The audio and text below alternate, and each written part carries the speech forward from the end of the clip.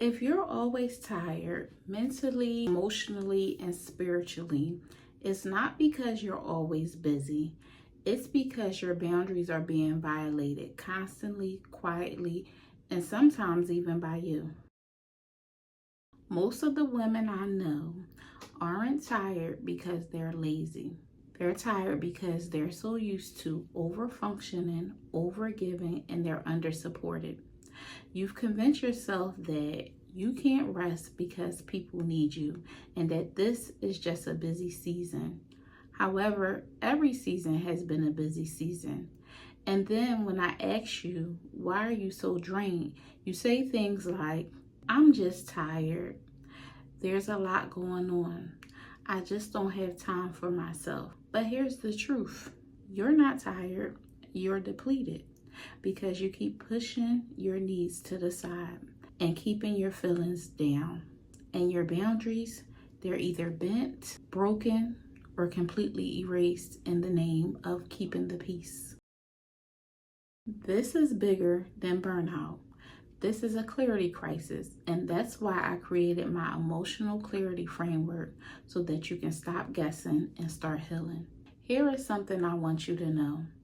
Studies on emotional labor have shown that constantly managing other people's feelings while suppressing your own can lead to exhaustion and loss of identity.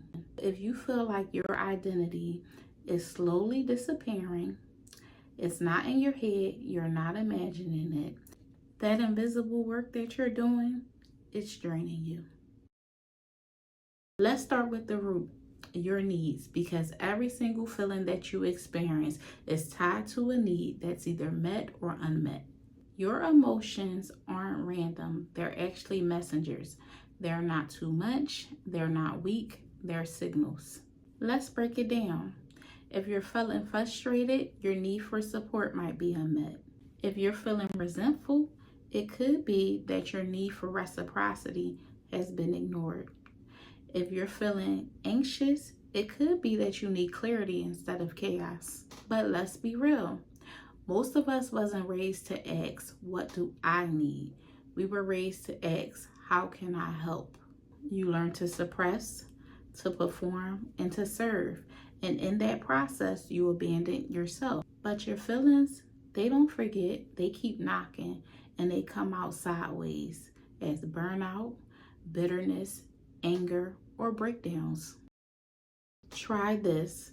Spend 5 quiet moments a day naming your needs and your emotions. Use a simple needs feelings list. What you can name, you can change. Here's why this helps. Neuroscience shows that when you name how you're feeling, your brain literally calms down. That's emotional clarity. It's not fluff, it's brain science.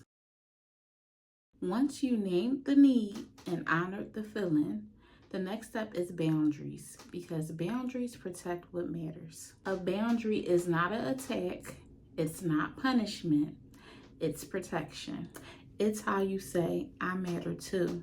It's how you say, I'm not available for everything just because I'm capable of everything. But here's where most of us get stuck. Boundaries only work when you reinforce them.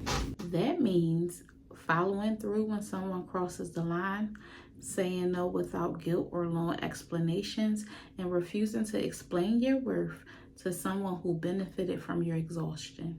And no, reinforcement is not rude, it's self-respect in action. Every time you reinforce a boundary, you tell yourself, I'm allowed to take up space. Let's practice setting a boundary. This week, I want you to pick one boundary and write it down. Practice saying this boundary out loud. Then decide how you'll respond if that boundary is crossed. Here's why this works. Research has shown that behavior does not change with talk alone. It requires repetition and consequences. If you want someone to treat you differently, you have to teach them how and actually mean it.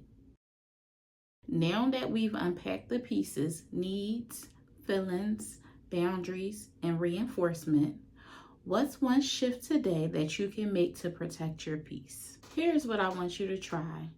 Take 5 minutes and ask yourself, what do I need right now? What feeling is asking to be seen? And what boundary do I need to enforce today? Write your answers down. Don't overthink it. No guilt, no filters. This is an emotional clarity check-in. It's a small step, but it changes everything. You don't have to earn rest. You don't have to prove you're worthy. And you don't have to break yourself for everyone else. Protecting your peace isn't selfish, it's survival, and you are allowed to protect your peace like you would your paycheck. And if you're wondering if this small step really matters, studies have shown that journaling helps to reduce anxiety, strengthens immunity, and helps to process stress. Writing your truth is a healing practice, and it works. If this spoke to you, I want you to know that this is just the beginning, and you don't have to untangle everything alone. You deserve support that sees you. If you're ready to start protecting your peace with clarity, stick around. Subscribe for weekly boundary coaching videos. Clarity calls and a free masterclass are coming soon. Comment below if you've been feeling this video. You've been carrying this for much too long. It's your turn to be held.